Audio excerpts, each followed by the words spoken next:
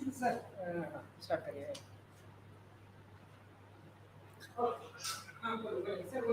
नमस्कार लर्नर्स, मेरा नाम डॉक्टर विवेक सिंह है। मैं associate professor botany department Shri college Lucknow और इग्नू स्टडी सेंटर 2701 से कोऑर्डिनेटर हूँ। और आज हम लोग बात करेंगे पर्यावरण अध्ययन पाठ्यक्रम BEVAE के 4th ब्लॉक के बारे में, यानी BEVAE के चौथे ब्लॉक के बारे में हम आज अध्ययन करेंगे, जिसमें कि 3 यूनिट्स हमको पढ़नी है। पहली यूनिट 12, दूसरी 13 और तीसरी 14। हम जान लें पहले कि इन यूनिट्स में क्या क्या हमें देखना है। यूनिट 12 में हम बात करेंगे इन्वायरमेंटल लेजिस्लेशंस के बारे में, या जिसे हम कहते हैं पर्यावरण अधिनियम के बारे में, जो भारत में या विदेशों में जो कानून इन्वायरमेंट से संबंधित हैं, पर्यावरण से संबंधित हैं, उनके बारे में हम बात करेंगे। यूनिट 14 में हम बात करेंगे प्राकृतिक आपदाओं के बारे में और जो ह्यूमन पॉपुलेशन है भारत के संदर्भ में और पूरे विश्व के संदर्भ में, उसके बारे में हम बात करेंगे। और 14वां यूनिट में एक छोटा यूनिट है जिसमें हम इन्वायरमेंटल एथिक्स के बारे में बात करेंगे, या पर्यावरण नैतिकता के बारे में इसमें हम बात करेंगे। तो चलिए हम शुरू करते हैं। सबसे पहले हम बात करते हैं पर्यावरण अधिनियम या इन्वायरमेंटल लेजिस्लेशंस के बारे में। देखिए, पर्यावरण को बचाना हम सबकी नैतिक जिम्मेदारी तो है ही, लेकिन इस नैतिक जिम्मेदारी में बहुत से लोग अपना पूरा सहयोग नहीं देते हैं। इसके लिए हम लॉज के द्वारा भी इसको इन्फोर्स करने की कोशिश करते हैं। हर राष्ट्र में इन्वायरमेंट से संबंधित लॉज हैं। कुछ लॉज ऐसी हैं जो सभी राष्ट्र के ऊपर लागू होती हैं, और कुछ ऐसी हैं जो कुछ राष्ट्रों के ऊपर अलग अलग लागू। तो इन इन्वायरमेंटल लेजिस्लेशंस में अगर हम आज़ाद भारत की बात करें, तो जब 26 जनवरी 1950 में भारत का संविधान लागू हुआ, उस समय में पर्यावरण के बारे में उसमें कोई भी जिक्र नहीं किया हुआ था। कारण क्या है? कारण ये था कि उस वक्त जो भारत आज़ाद हुआ था, उसमें 35 करोड़ जनसंख्या के लिए भोजन जुटा पाना, वहाँ के लोगों के लिए जो मूलभूत आवश्यकताएं हैं, जैसे कि बिजली, रहने की जगह, पीने का पानी और खेती बाड़ी से संबंधित जो भी प्रावधान हैं, उन सबको करना प्राथमिकता थी। तो इन्वायरमेंट के बारे में, पर्यावरण के बारे में सोचने का या उसके बारे में जिक्र करने का बहुत ज़्यादा समय या बहुत ज़्यादा सोच, उस दृष्टिकोण नहीं विकसित हुआ था। तो शुरुआत में हम पाते हैं कि जब हमारा पहला, दूसरा और तीसरा पंचवर्षीय योजनाएं लागू हुई, तो उसमें हम बड़े बड़े जितने भी कल कारखाने हैं, जैसे सेल, जैसे गेल, जैसे बड़ी इंडस्ट्रीज और ONGC, इसी प्रकार से बड़ी बड़ी जल विद्युत परियोजनाएं जैसे भाखड़ा नंगल डैम और विभिन्न डैम बने, इन सारी परियोजनाओं के चलते भारत में विकास तो बहुत हुआ, लेकिन पर्यावरण का बहुत नुकसान भी इस प्रकार की बड़ी परियोजनाओं के चलते हुआ। बहुत बड़े पैमाने पे सड़कों का निर्माण हुआ, बहुत बड़े पैमाने पर बिजली का प्रोडक्शन कोयले के द्वारा होने लगा, और जितने कल कारखाने लगे चीज़ों को बनाने के लिए, उनके द्वारा भी प्रदूषण की समस्या काफ़ी बढ़ गई। न सिर्फ भारत में, बल्कि उस वक्त के जितने भी देश थे, उनमें एक जो प्रोडक्शन को लेकर एक ट्रेंड चल पड़ा था कि सब तरफ विकास पूरा तरह से कल कारखानों पर निर्भर हो गया था। इसको देखते हुए आगामी 1 से 2 दशक बहुत तेजी से इंडस्ट्रियल डेवलपमेंट, जिसे आप कहते हैं, वो हुआ, न सिर्फ भारत में बल्कि पूरे विश्व में। तो यूनाइटेड नेशन जिसकी हो चुकी थी, वो हमेशा विभिन्न देशों के बीच में समन्वय स्थापित करने का काम करता है। उसका काम एक ये भी है कि वो एनवायरनमेंट के संबंध में पूरे विश्व में, पूरी पृथ्वी के बारे में सोच और दिशा निर्देश जारी करे। तो एक यूएन की कॉन्फ्रेंस हुई जिसको हम स्टॉकहोम कन्वेंशन बोलते हैं, ये 1974 में हुई और पहली बार इसमें पोल्यूशन से संबंधित या प्रदूषण से संबंधित बात करी गई, जिसमें जितने भी सहयोगी देश थे उन सहयोगी देशों से ये अपेक्षा की गई कि वो सहयोगी देश प्रदूषण के ऊपर अपने अपनी जगहों पर कार्य करेंगे। तो तब भारत, क्योंकि उसका शुरुआत से ही एक अंग रहा है यूनाइटेड नेशंस का, तो संयुक्त राष्ट्र के जो इस स्टॉकहोम कन्वेंशन की वजह से 1976 में भारत के संविधान में 42वां अमेंडमेंट करके, 42वां संशोधन करके आर्टिकल 51A के अंतर्गत फंडामेंटल ड्यूटी, जिसे हम बोलते हैं मौलिक कर्तव्य, यानी हमारे जो नागरिक हैं उनके पास मौलिक अधिकार हैं तो मौलिक कर्तव्य भी उनके ऊपर बाध्यकारी होते हैं, यानी कोई ऐसी चीजें हैं जो उनको राष्ट्र के लिए करनी चाहिए। तो ये मौलिक कर्तव्यों में इन्वायरमेंटल प्रोटेक्शन को या पर्यावरण संरक्षण को पहली बार जगह दी गई और ये अपेक्षा की गई कि हर नागरिक पर्यावरण को संरक्षित करेगा, उसकी देखभाल करेगा और जीव मात्र से ही एक दया का भाव रखेगा। इसके बाद हम पाते हैं कि आर्टिकल 48A में भी चेंज किया गया, जिसे हम बोलते हैं directive principles of state policy, यानी कि राज्यों के लिए नीति निर्देशक तत्व जो हैं इनमें भी 48A को डाला गया और 48A कहता है कि राज्य जो हैं वो वन और वन्य जीव के लिए नीति निर्धारित करेंगे ताकि उनका संरक्षण किया जा सके। तो यहाँ पर स्टॉकहोम कन्वेंशन बहुत ही महत्वपूर्ण हो जाता है। 1980 में हम पहली बार देखते हैं कि भारत सरकार ने एक विभाग की स्थापना की जिसको बोला गया पर्यावरण विभाग या डिपार्टमेंट ऑफ एनवायरनमेंट, और इसको आगे और एक वृहद रूप देते हुए एक पूरा मंत्रालय बना दिया गया जिसे पर्यावरण और वन मंत्रालय कहा गया 1985 में। अभी कुछ ही समय पहले 1914 में जब जो प्रेजेंट सरकार है उसका पहला सत्र आया था तो तब इसमें एक नाम और जोड़ दिया गया, यानी पर्यावरण वन के साथ साथ जलवायु परिवर्तन या क्लाइमेट चेंज को भी इस मिनिस्ट्री में इंक्लूड कर लिया गया। तो अब मिनिस्ट्री का नाम हो गया ministry of environment, forest and climate change.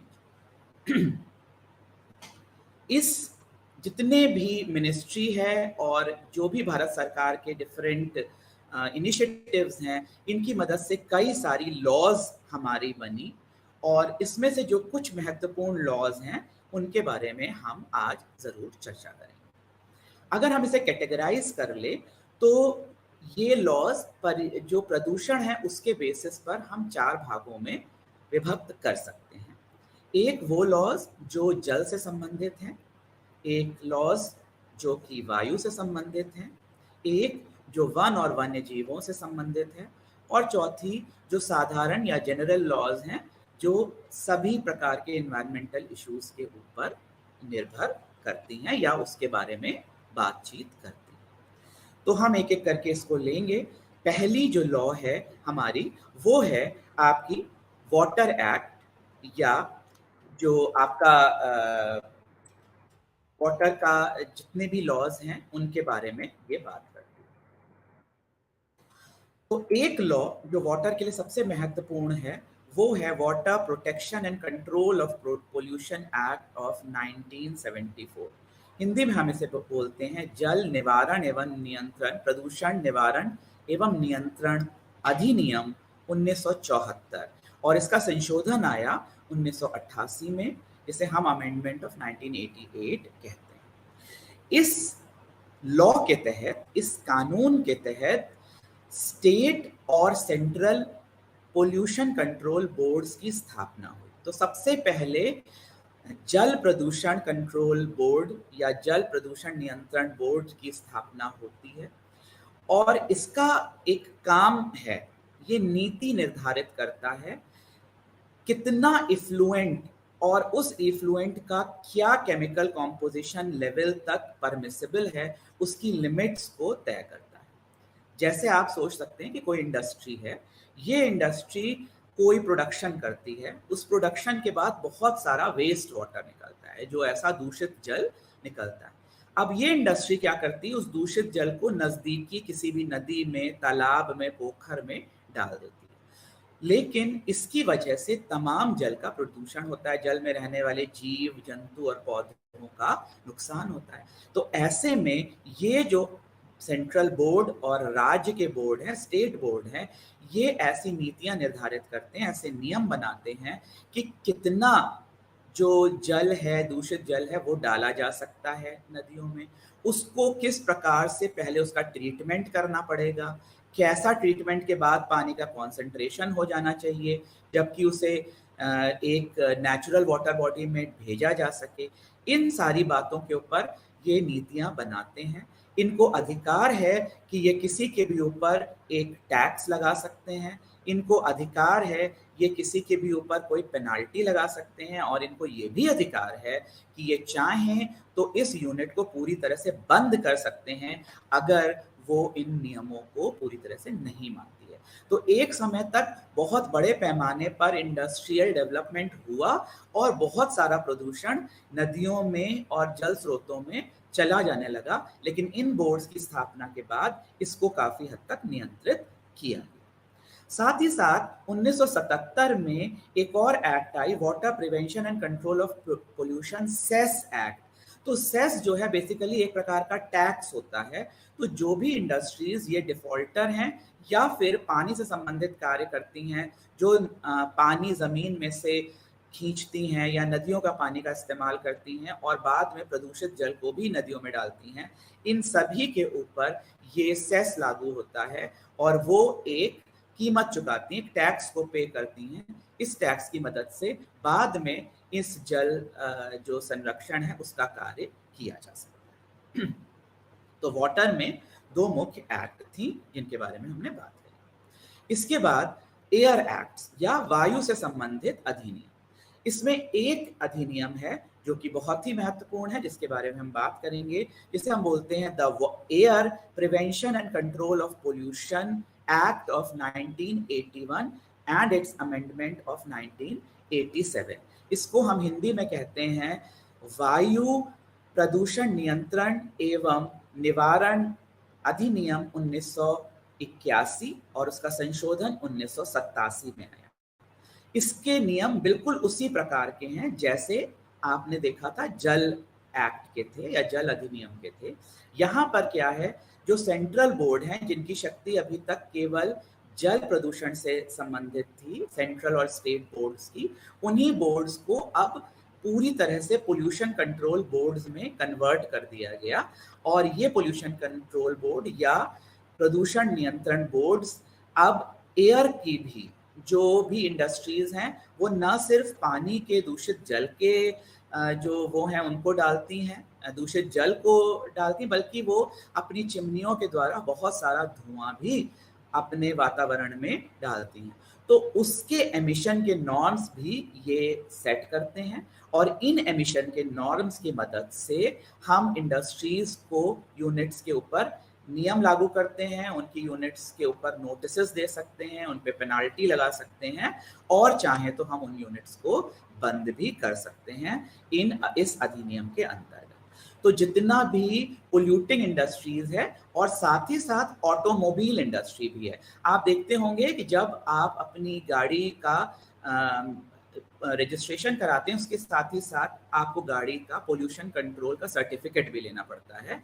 तो वहां पर भी यही लागू होता है और ये जो पोल्यूशन कंट्रोल है, आपकी गाड़ी कितना प्रदूषण मैक्सिमम कर सकती है, इसके नीति निर्धारक जो तत्व हैं वो भी इसी एक्ट के अंदर निहित है। तो वाटर के साथ साथ एयर में भी पोल्यूशन कंट्रोल के लिए ये सेंट्रल प्रदूषण कंट्रोल बोर्ड और स्टेट प्रदूषण कंट्रोल बोर्ड ये लागू होते हैं। तीसरी प्रकार की एक्ट्स जो हैं वो एक्ट कहलाती हैं वन और वन्य जीव संरक्षण एक्ट, जिससे हम इंग्लिश में बोलते हैं forest and wild life protection act. ठीक है। अब ये जो एक्ट है ये नई नहीं है। भारत में ब्रिटिश सरकार के टाइम से ही फॉरेस्ट के ऊपर लॉज रहे। 1894 में भी अगर आप देखें तो एक फॉरेस्ट पॉलिसी थी।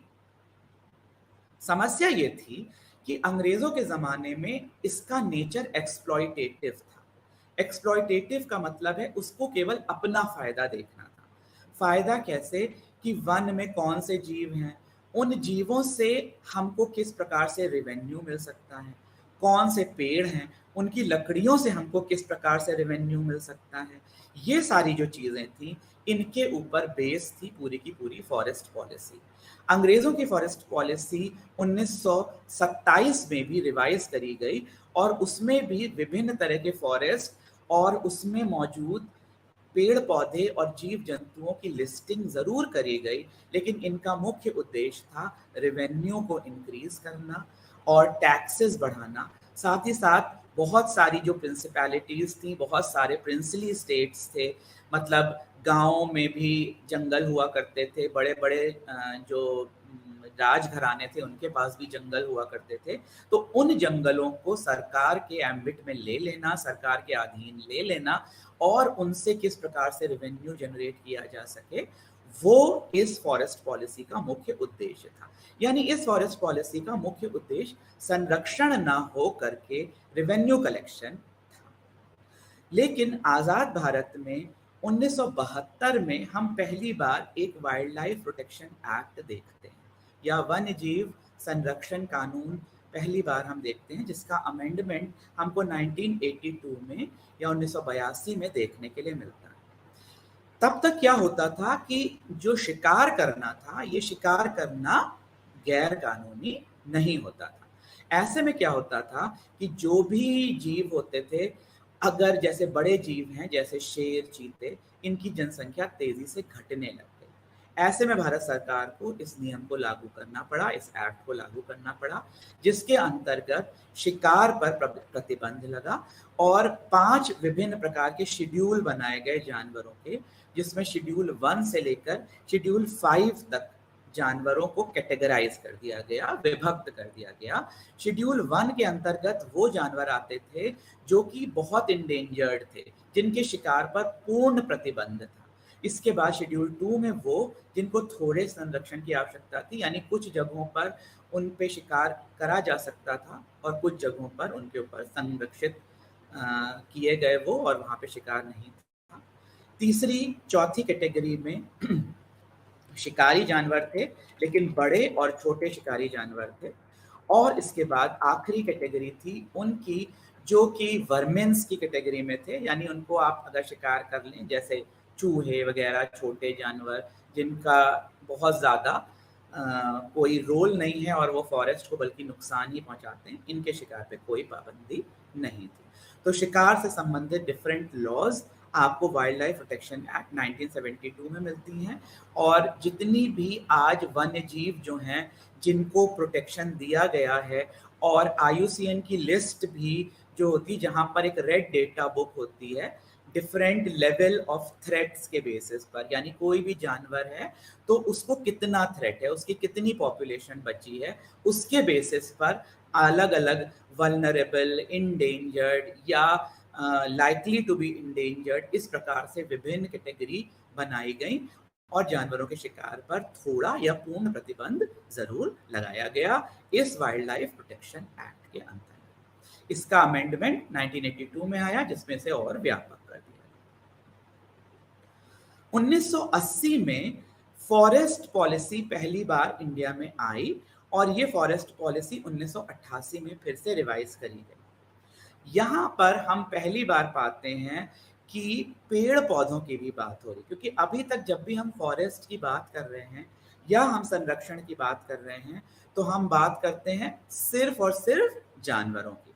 लेकिन अब जब हम फॉरेस्ट पॉलिसी की बात करते हैं या फॉरेस्ट कंजर्वेशन एक्ट ऑफ 1980 या वन संरक्षण अधिनियम 1980 की बात करते हैं, तो हम फॉरेस्ट में पौधों की भी बात करते हैं, पेड़ों की भी बात करते हैं। ऐसे में फॉरेस्ट को 3 विभिन्न कैटेगरीज में बांटा गया।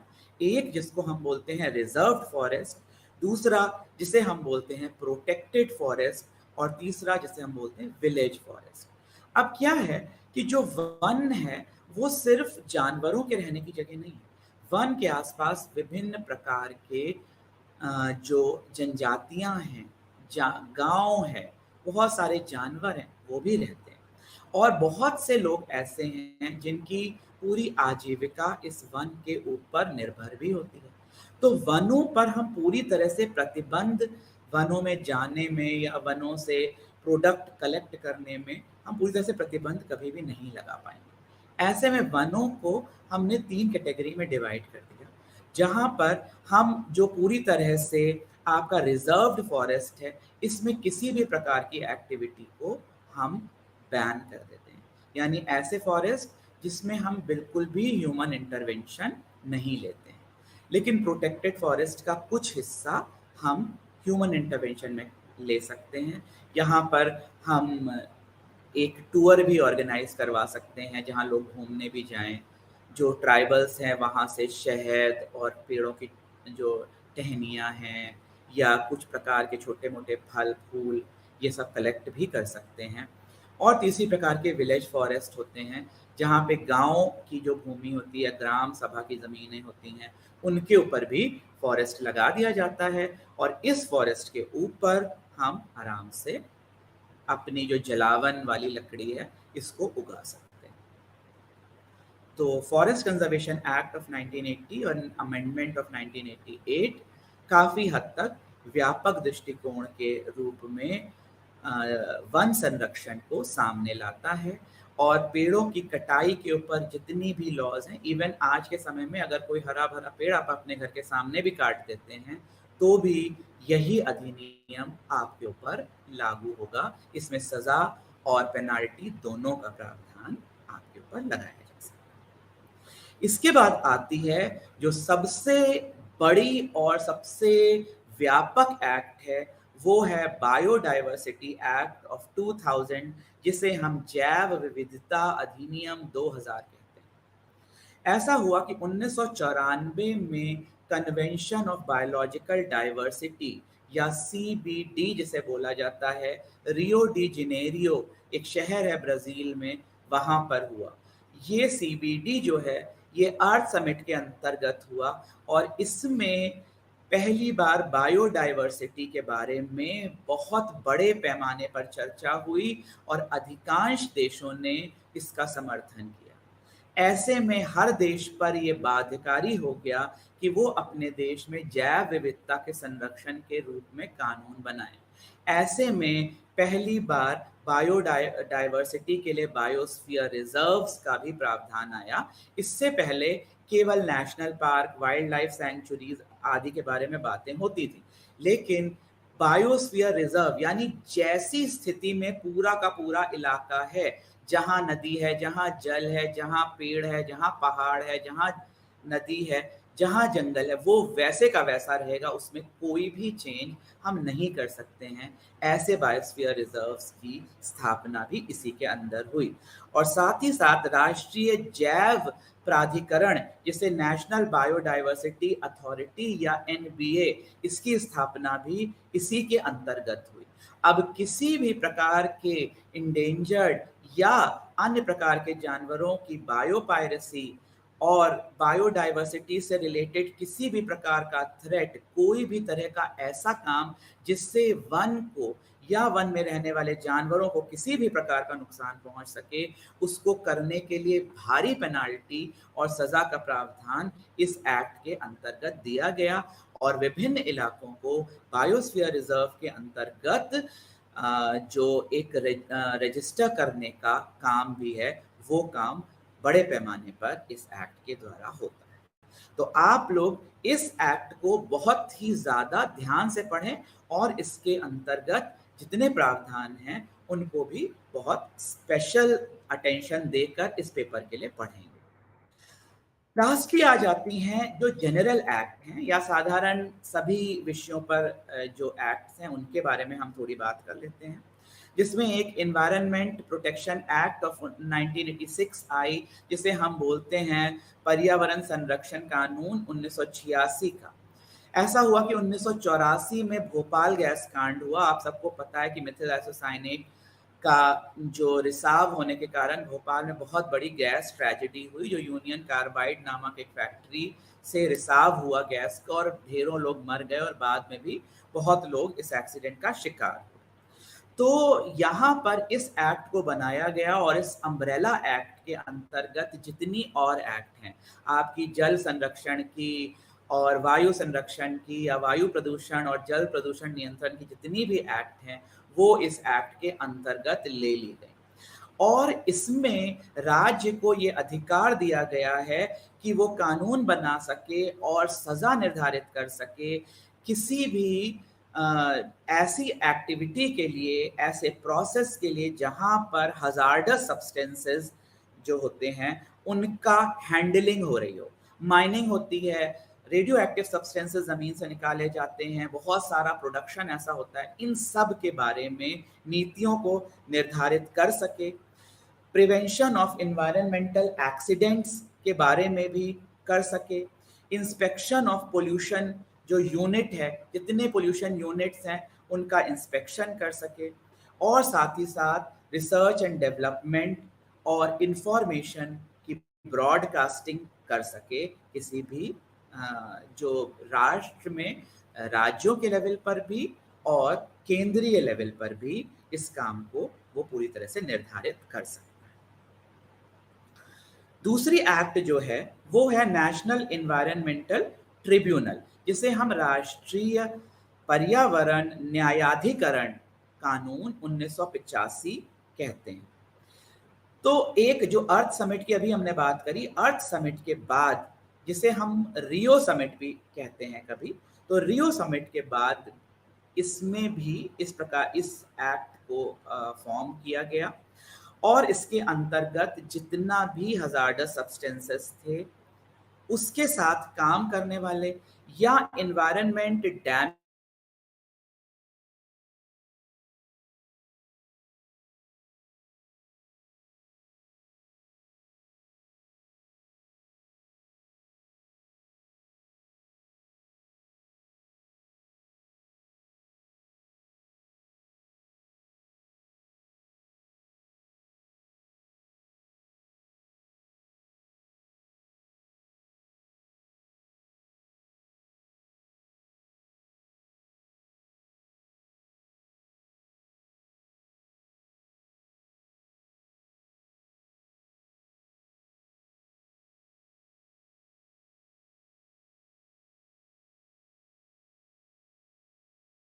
व्यवस्था इसमें करी गई। 6 महीने के अंतर्गत यहाँ पर जितने भी केसेस हैं उनकी सुनवाई करी जाती है। इसका हेड ऑफिस दिल्ली में है और 4 जोनल ऑफिसेस भी हैं इसके, जिसको भोपाल, पूना, कलकत्ता और चेन्नई में बनाया गया है। और इसमें जितने भी केसेस हैं, जो केसेस एनवायरनमेंट से संबंधित हैं, उन केसेस के बारे में यहाँ पर फैसला किया जाता है और तुरंत इसको निर्धारण करने की व्यवस्था इसमें की जाती है।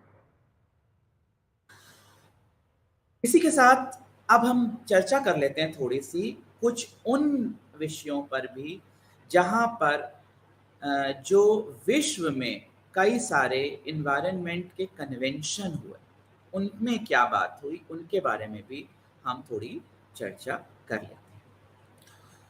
तो जैसा अभी हमने सबसे पहले आपको बताया था कि सबसे पहले यूनाइटेड नेशन कॉन्फ्रेंस या United nation convention on environment and development, जिस पर पोल्यूशन के बारे में पहली बार चर्चा हुई, पोल्यूशन एंड पोल्यूटिंग यूनिट्स के बारे में पहली बार चर्चा हुई, वो हुआ स्टॉकहोम में और 1972 में इसने अपना पहला कदम रखा। धीरे धीरे ये चला, 1974 तक इसने काम किया और इसी के अंतर्गत यूनाइटेड नेशंस एनवायरनमेंट प्रोग्राम की भी स्थापना करी गई। अब आप ये देखिए कि इससे पहले पूरे विश्व के लेवल पर एनवायरनमेंट को लेकर एक उदासीनता हमें देखने के लिए मिलती है। हम कहीं पर भी एनवायरनमेंट से रिलेटेड यानी जंगल की कटाई से रिलेटेड या पेस्टिसाइड के इस्तेमाल से लेकर या फिर इंडस्ट्री कितना एमिशन लेवल करेगी, पोल्यूट कितना करेगी, या आप जो शिपिंग है उससे समुद्र को होने वाले नुकसान में, रेडियो एक्टिव पोल्यूशन को लेकर कोई कानून बड़े पैमाने पर किसी राष्ट्र में था ही नहीं। अब ये सारे जो कानून आपके बने हैं, इन कानूनों में, इन चीज़ों में पहली बार जो पहल आपको दिखाई पड़ती है वो स्टॉकहोम कन्वेंशन में ही आपको मिलती है, जो 1972 में आई। और इसी के अंतर्गत जैसा हमने आपको बताया कि यूनाइटेड नेशन एनवायरनमेंट प्रोग्राम की भी स्थापना हुई। दूसरी जो बड़ी ही महत्वपूर्ण कन्वेंशन या कॉन्फ्रेंस आप बोलेंगे, इसका नाम है अर्थ समिट। इसको हम रियो समिट के नाम से भी जानते हैं और ये 1982 में 1982 में ये हुई रियो डी जेनेरियो नामक शहर में, जो कि ब्राज़ील में। अब ये जो रियो डी जेनेरियो शहर में हुई समिट है, इस समिट में प्रथम बार आप सस्टेनेबल डेवलपमेंट का नाम सुनते हैं। सस्टेनेबल डेवलपमेंट का मतलब होता है कि हम अपने संसाधनों में से सिर्फ उतना ही लें जितना आवश्यक है, और हम कुछ उस भविष्य के लिए छोड़ दें जिस भविष्य में हमारा आने वाली जो जनरेशन है वो जनरेशन सांस लेगी। यानी कि ऐसा नहीं कि हम सारे पेड़ों का, सारे कोयले का, सारे तेल का इस्तेमाल हम आज ही कर लें, आने वाली जनरेशन्स इससे पूरी तरह से महरूम रह जाए, ऐसा हमें बिल्कुल भी नहीं करना है। हमको किस प्रकार से अपने डेवलपमेंट को सस्टेनेबल बनाना है जिसको हम आगे ले जा पाए।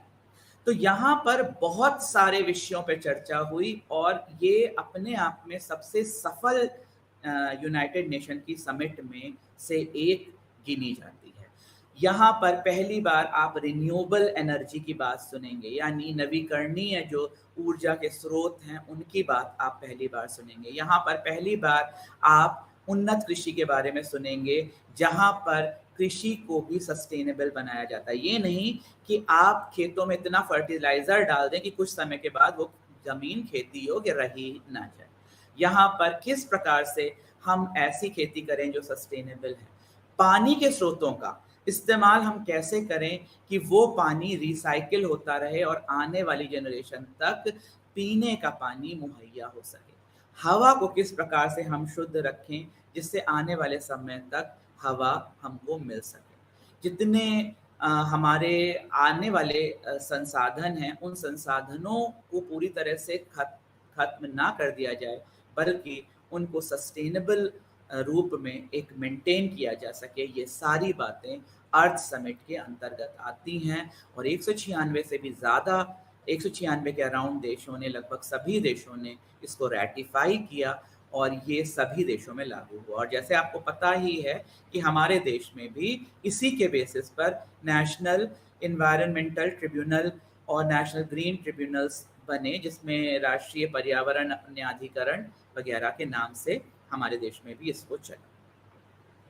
फिर एक बहुत बड़ा इशू आया कि बहुत सारे जो बड़े देश थे उनमें ऐसे कानून बन गए जिन कानूनों के चलते वहाँ पर किसी भी प्रकार का हजार्डस एक्टिविटी या हजार्डस सब्सटेंसेस का बनाना बैन हो गया।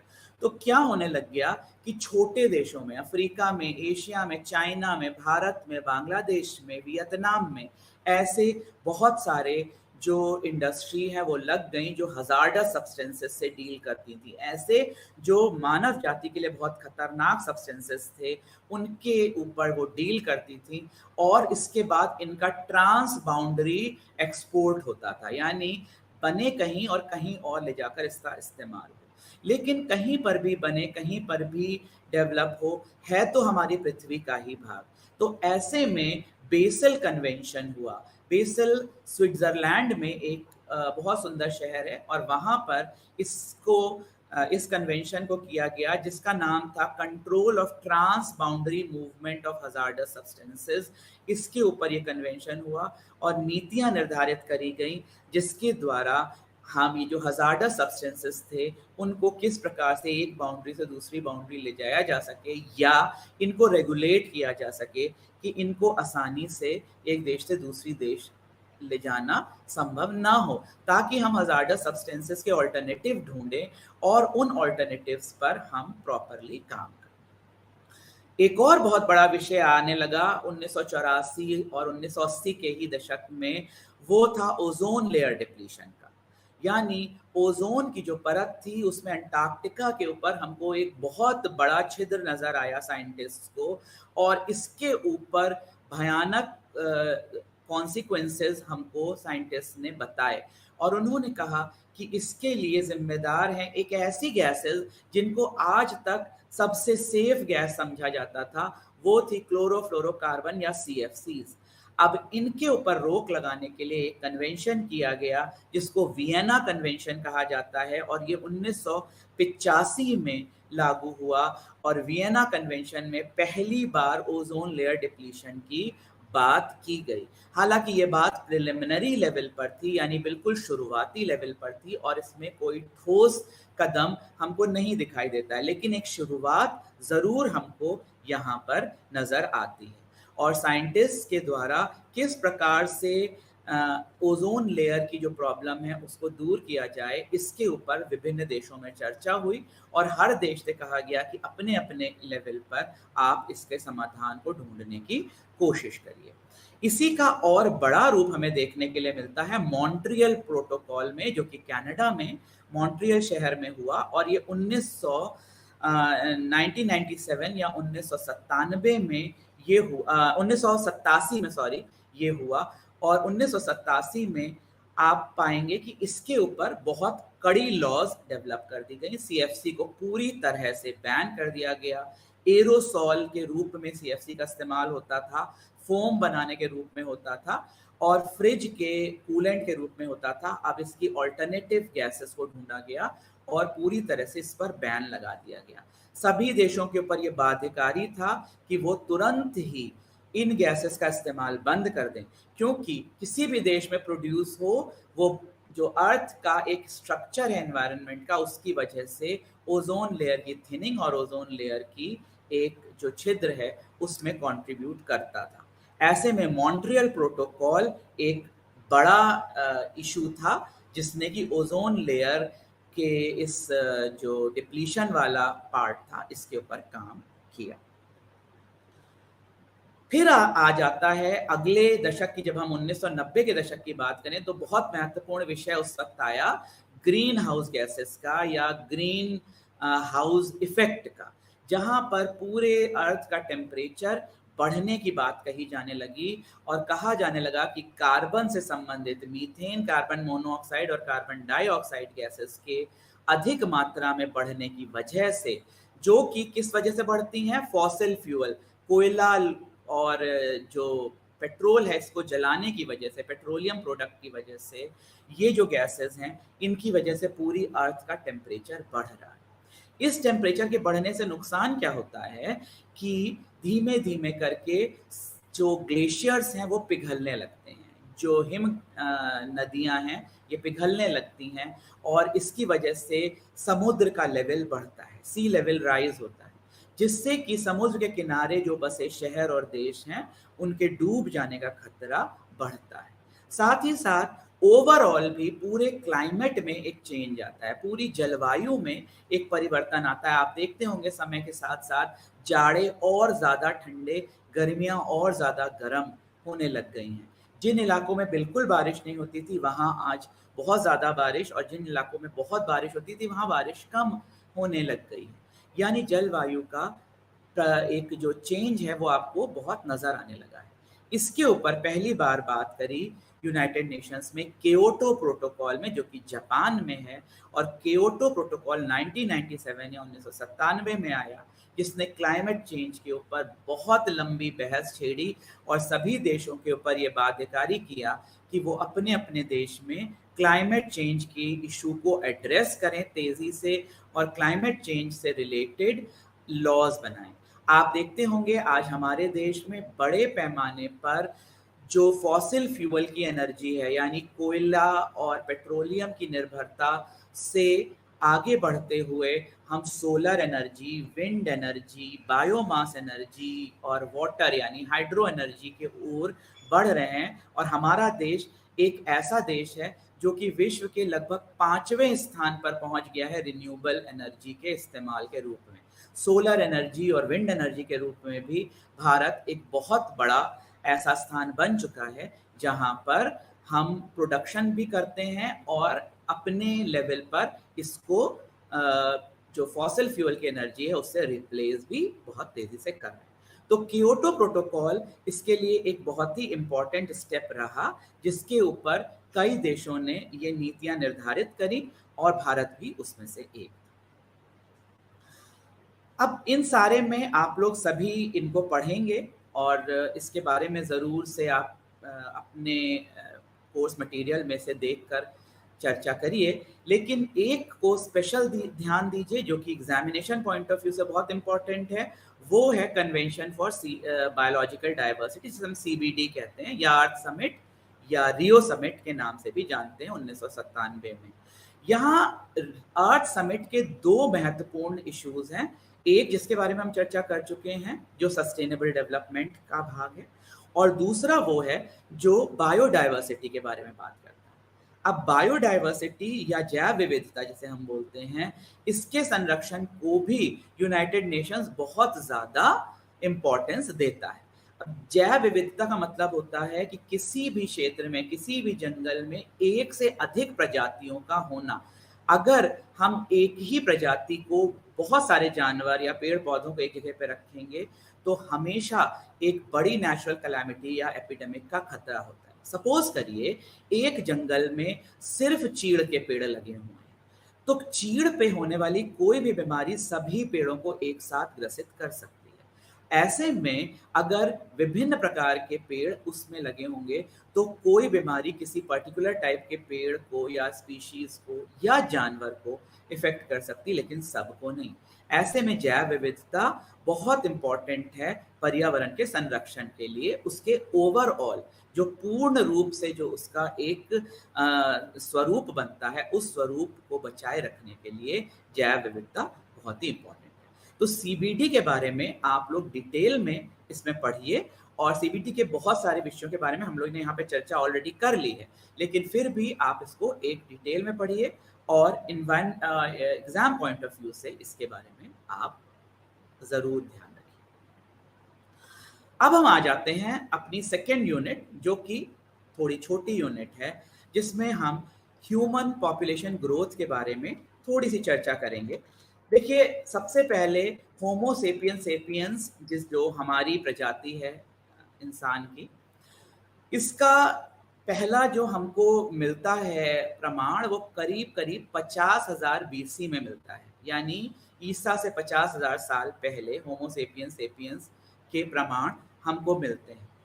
यहाँ से ही पर्यावरण को बदलने की कवायद मनुष्य ने या मानव ने शुरू कर दी। तो जब भी हम पर्यावरण से में चेंज की बात करेंगे, उसके जलवायु हो या पर्यावरण को ओवरऑल रूप में देखिए, जब हम चेंज की बात करेंगे तो हमेशा हम मानव का इतिहास उसके साथ चलेगा, क्योंकि मानव के आने के बाद पर्यावरण में चेंजेस बहुत तेजी से होने लगते हैं। 8000 BC में या 8000 ईसा पूर्व से एग्रीकल्चर का हमें पहली बार प्रमाण मिलता है, यानी खेती बाड़ी इस समय से लगभग शुरुआत होती है। तो खेती बाड़ी की शुरुआत से जंगलों की कटाई शुरू हो गई, जानवरों से बचाव शुरू हो गया, जानवरों को मारना शुरू हो गया, और ह्यूमन की पॉपुलेशन धीमे धीमे जैसे जैसे बढ़ी, आप पाएंगे कि शुरुआती दौर में ह्यूमन की पॉपुलेशन, अगर हम एक कर्व बनाएं तो शुरुआती दौर में आप देखेंगे कि ह्यूमन पॉपुलेशन काफी धीमे धीमे बढ़ती है। क्यों? क्योंकि बहुत डिजीजेस थे, खाने के लिए नहीं था, कंपटीशन बहुत था, जानवरों का खतरा था। समय के साथ साथ ये ह्यूमन पॉपुलेशन बढ़ी और फिर जैसे जैसे ह्यूमन ने अपने पर्यावरण को अपने अनुकूल बनाना शुरू किया, वैसे वैसे पॉपुलेशन तेजी से बढ़ने लगी। 8000 बीसी से अगर हम 1800 एडी पर आए तो लगभग ये 10,000 साल जो है, इसमें पॉपुलेशन की ग्रोथ 100 करोड़ तक पहुंच गई। यानी विश्व की पॉपुलेशन 100 करोड़ तक 1800 बीसी में पहुंच गई। लेकिन इतने साल, 10,000 साल लगे, अगले 80 साल में पॉपुलेशन फिर दुगनी हो गई। यानी कि 100 करोड़, 1 बिलियन से 2 बिलियन, 200 करोड़ पॉपुलेशन अगले 80 या 85 साल में ही पहुंच चुकी थी। और आने वाले 45 साल में पॉपुलेशन 2 बिलियन से 4 बिलियन, यानी हर बार आप देख रहे हैं समय कम में ह्यूमन पॉपुलेशन बढ़ती चली जा रही। कारण क्या है? ह्यूमन ने या इंसानों ने पर्यावरण को अपने अनुकूल बना लिया है। अब पर्यावरण सिर्फ और सिर्फ ह्यूमन के रहने लायक अनुकूल बन गया। तो हम पर्यावरण में अगर बढ़ते चले जाएंगे तो एक समय के बाद अर्थ अपनी कैरिंग कैपेसिटी पे पहुंच जाएगा। कैरिंग कैपेसिटी का मतलब होता है वो संसाधन की आखिरी लिमिट जिसके बियॉन्ड अर्थ हमको सपोर्ट नहीं कर पाएगी। अर्थ जब हमको सपोर्ट नहीं कर पाएगी, ऐसे में हम अपने ही आप में एक कंपटीशन फेस करने लगेंगे। आज भी कंपटीशन है, मानव के आपस में ही बहुत कंपटीशन है, लेकिन फिर भी ये कंपटीशन उस स्तर का पहुंच जाएगा जहां पर मानव को जीवित रहने के लिए दूसरे मानव को मारना पड़ेगा। इस वजह से पर्यावरण को अपने रूप में बढ़ते रहने देना चाहिए और मानव की ग्रोथ भी उसी का एक पार्ट होनी चाहिए, ना कि ग्रोथ के हिसाब से पर्यावरण को पूरी तरह से बदल देना चाहिए। आज के समय में 800 करोड़ से अधिक पॉपुलेशन पूरे विश्व की हो चुकी है, जिसमें से 135 करोड़ के लगभग भारत की और 150 करोड़ के लगभग पॉपुलेशन चाइना की। तो आप समझ सकते हैं कि सदर्न एशिया का जो पार्ट है, ये विश्व में पॉपुलेशन का सबसे बड़ा भाग है और यहाँ पर संसाधनों की अधिकता जरूर है, लेकिन संसाधनों की कमी हमेशा महसूस होती है क्योंकि पॉपुलेशन इतनी अधिक है। इसी के मुकाबले अगर हम यूरोप या अमेरिका की पॉपुलेशन या कनाडा की पॉपुलेशन देखें तो पाएंगे संसाधनों के लिए इतनी ज्यादा मारामारी नहीं है क्योंकि पॉपुलेशन कम है और संसाधन उसके मुकाबले में अधिक है। तो ये एक जिस्ट में मैंने आपको बताया ह्यूमन पॉपुलेशन में। इसी यूनिट का एक और पार्ट है प्राकृतिक आपदाओं का, जिसे हम नेचुरल कैलामिटीज इंग्लिश में कहते हैं। नेचुरल कैलामिटीज नेचर का बदला है जो वो आपसे लेती है। आप नेचर को, पर्यावरण को अपने अनुकूल बनाते हैं, लेकिन जब पर्यावरण एक झटका देता है तो आपकी बनाई हुई सारी चीजें ध्वस्त हो जाती हैं। तो इन नेचुरल कैलामिटीज को अगर हम पढ़ते हैं तो हम 4 विभिन्न भागों में डिवाइड कर सकते हैं। एक भाग जिसमें कि हम पर्यावरण से या वातावरण से संबंधित बातें करते हैं, उस प्रकार की आपदाओं के बारे में बात करते हैं, जैसे बहुत अधिक बारिश का होना, ओलों का पड़ना, तूफान, आंधी, बिजली, बहुत ज़्यादा फॉग, है ना, इस प्रकार की जो चीज़ें हैं ये नेचुरल कैलामिटीज़, वातावरण से संबंधित कैलामिटीज़ हैं। देन जल से संबंधित, जैसे कि बाढ़ का आ जाना और बहुत बड़ी टाइड्स का आ जाना, ग्लेशियर्स का पिघलना, ग्लेशियर्स का बनना, बहुत ज़्यादा वाटर लॉगिंग, ये सारी जल से संबंधित है। फिर भूगर्भ से संबंधित जो सबसे ज़्यादा जो बड़ी कैलामिटीज़ हैं वो भूगर्भीय हैं या जियोलॉजिकल जिसे हम बोल सकते हैं। इनसे संबंधित जो आपदाएं हैं जैसे भूकंप, जैसे ज्वालामुखी, जैसे सुनामी, जैसे कि आपके जितने भी अवलांच हैं यानी भूस्खलन, हिमस्खलन, इस प्रकार की जितनी भी चीज़ें हैं ये सारी की सारी चीज़ें जियोलॉजिकल या भूगर्भीय वजहों से होती हैं। फिर बहुत सारी कैलामिटीज़ हैं जैसे बीमारी। अभी आप बहुत रिसेंटली एक एपिडेमिक आपने फेस किया है कोरोना का, जो कि पूरे विश्व को जिसने घेर लिया था। तो इसी प्रकार से बायोलॉजिकल कैलामिटीज़ भी आती रहती हैं, जिन्हें हम एपिडेमिक्स भी बोलते हैं। इस एपिडेमिक के रूप में भी मानव की पॉपुलेशन का बहुत नुकसान होता है, जान का भी और माल का भी नुकसान होता है। सबके बारे में चर्चा करना तो संभव नहीं है इसमें, लेकिन हम कुछ के बारे में ज़रूर चर्चा करेंगे। जैसे एक बहुत ही इंटरेस्टिंग भी है और महत्वपूर्ण भी है, वो है भूकंप। अब भूकंप क्यों आते हैं? भूकंप आने का कारण ये है कि हमारा जो पूरा अर्थ है वो सेंटर में पूरा पिघला हुआ है। अगर हम अर्थ को एक सेब की तरह ऊपर से नीचे काट दें तो जो बीचों बीच का भाग होता है ये पिघला हुआ लावा है। इसके ऊपर की सारी जो सॉलिड परतें हैं वो तैर रही हैं एक तरह से। इन तैरती हुई परतों में कुछ परत ऐसी हैं जो एक दूसरे से टकराती हैं। इन रीजन्स को हम फॉल्ट रीजन्स बोलते हैं। इन फॉल्ट रीजन्स में जब भी टकराहट होती है तो भूकंप आता है। कुछ जगहों पर ये बहुत ज़्यादा मात्रा में दिखाई पड़ते हैं, जिनको हम सिस्मिक जोन बोलते हैं या सिस्मिक जोन बोलते हैं। और इन सिस्मिक जोन को हमने 5 भागों में डिवाइड किया है, 1 2 3 4 5 रिस्क के बेसिस पर। 1 पे लो रिस्क और 5 पे हाई रिस्क। तो भारत, हमारी खुशकिस्मती है कि भारत में हाई रिस्क के बहुत कम जोन हैं। कहाँ कहाँ हैं? थोड़े से जम्मू कश्मीर और नेपाल के बॉर्डर पे, थोड़ा सा नॉर्थ ईस्ट इंडिया पूर्वोत्तर भारत में, थोड़ा पार्ट गुजरात की सीमा पर और थोड़ा सा पार्ट विदर्भ की सीमा पर हमको देखने के लिए मिलता है। लेकिन ज़्यादातर भारत इस हाई रिस्क जोन में, अर्थक्वेक के या भूकंप के हाई रिस्क जोन में नहीं। अब जब ये प्लेट्स टकराती हैं, ऐसे में उसके ऊपर बने स्ट्रक्चर्स भी बहुत बड़ा खतरा क्रिएट करते हैं। जैसे टिहरी डैम। टिहरी डैम जो है वो अर्थक्वेक प्रोन इलाके के ऊपर बना है, यानी इतनी बड़ी जलराशि अगर इकट्ठी है और नीचे भूकंप आ जाए तो ऐसे में क्या होगा, डैम का पूरा पानी एक साथ रिलीज हो जाएगा अगर डैम टूट जाए।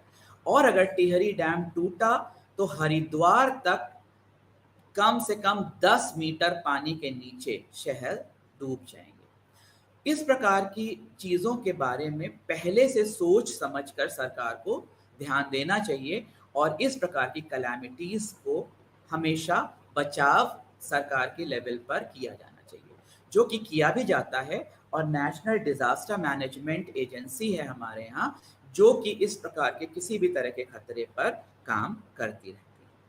उसके बाद आ जाते हैं आपके चक्रवात। चक्रवात भी इसी प्रकार से होते हैं कि जब लहरें जो होती हैं वो फॉर्म होती हैं समुद्र के सर, स्पेशली चक्रवात आते हैं ट्रॉपिकल जोन पे, जो उष्णकटिबंधीय इलाके हैं।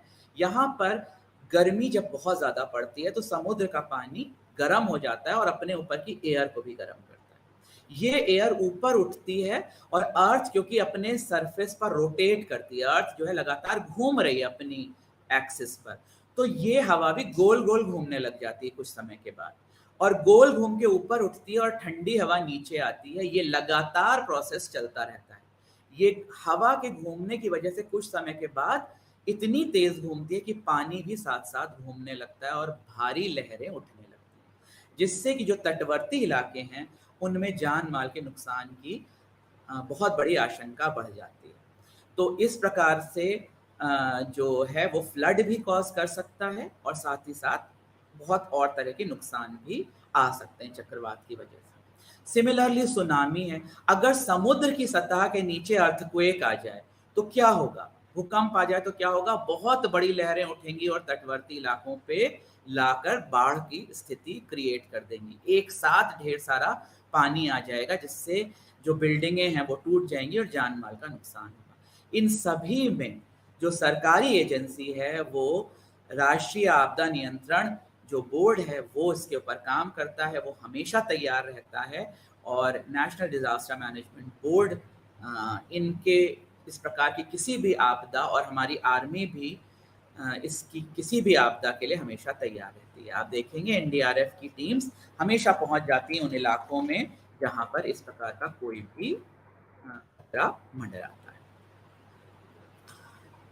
अब हम दो चार बातें कर लें छोटी छोटी, जो कि ऐसे केस हिस्ट्री हुई जहां पर इन्वायरमेंट लॉज ने अपना काम किया, क्योंकि अभी हमने इन्वायरमेंट लॉज की बात करी, तो उन लॉज से कहाँ फायदा हुआ। एक फायदा आप देखेंगे ताज ट्रेपीजियम केस में, ताजमहल के आसपास मथुरा रिफाइनरी और फिरोजाबाद ग्लास इंडस्ट्रीज बहुत बड़ी इंडस्ट्रीज थी, जिनमें से निकलने वाले प्रदूषण की वजह से ताजमहल के सरफेस के ऊपर एक पीले रंग की लेयर बनने लग गई थी। इसके ऊपर सुनवाई हुई और वायु प्रदूषण एक्ट की वजह से और एनवायरनमेंट प्रोटेक्शन एक्ट की वजह से इन इंडस्ट्रीज को सजा हुई और इनकी यूनिट्स को बंद किया गया और बहुत सी यूनिट्स को अलग ऑल्टरनेटिव फ्यूल पर शिफ्ट किया गया। यानी अगर वो कोयले का या तेल का इस्तेमाल कर रही थी तो उसके बजाय बिजली का या सीएनजी वगैरह का इस्तेमाल करने लग गई, जिससे कि इस ताज ट्रेपीजियम को बचाया जा सका। इसी प्रकार से एक बहुत बड़ा आंदोलन है 1970 से 80 के दशक का, जिसका नाम है चिपको आंदोलन।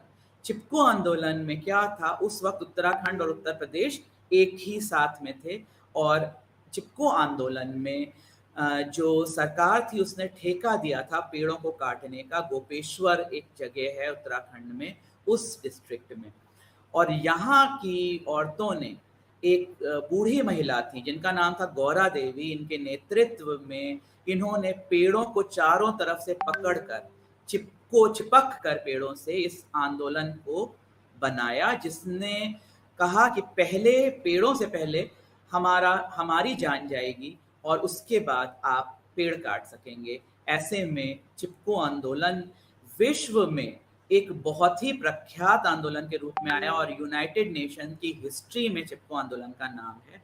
1984 में उत्तराखंड में पेड़ों को काटने के लिए इंदिरा गांधी ने पूरी तरह से एक ब्लैंकेट बैन लगा दिया और उत्तर प्रदेश सरकार को निर्देशित किया कि यहाँ से पूरी तरह से इसको हटा दिया जाए।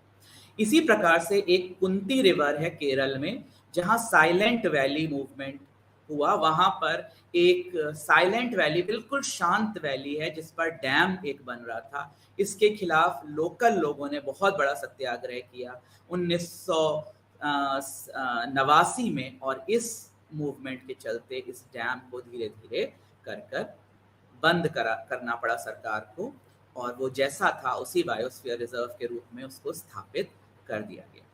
तो लोगों के हेल्प से और एनवायरमेंटल लेजिस्लेशंस की हेल्प से कितनी अच्छी तरह से इन मोन्यूमेंट्स को और इन पेड़ों को, पौधों को और पूरे बायोस्फीयर रिजर्व्स को बचाया जा सका। लास्टली एक छोटी सी चीज के बारे में बात करते हुए हम खत्म करेंगे कि पर्यावरणीय नैतिकता क्या है। पर्यावरणीय नैतिकता है जिस प्रकार से जो सही और सच्ची चीजें आपके लिए एक एथिक्स हैं, सच्चाई, ईमानदारी, सच बोलना, दूसरों के लिए कंपैशन रखना, बिल्कुल उसी प्रकार से नेचर के लिए भी आपको कंपैशन रखना एनवायरमेंटल एथिक्स का एक भाग है। एनवायरमेंटल एथिक्स पूरी तरह से इसी पर बेस्ड है कि नेचर को भी आप एक जीव की तरह समझें और उसके भी प्रति उतना ही कंपैशन रखें जितना कंपैशन आप अपने लिए या अपने पड़ोसी के लिए या अपने बच्चों के लिए रखते हैं। तो इसके साथ ये ब्लॉक आज समाप्त होता है। हमने तीनों यूनिट्स की चर्चा विस्तृत रूप में करी और उम्मीद है आपको ये समझ में आया होगा। आज के लिए इतना ही, धन्यवाद।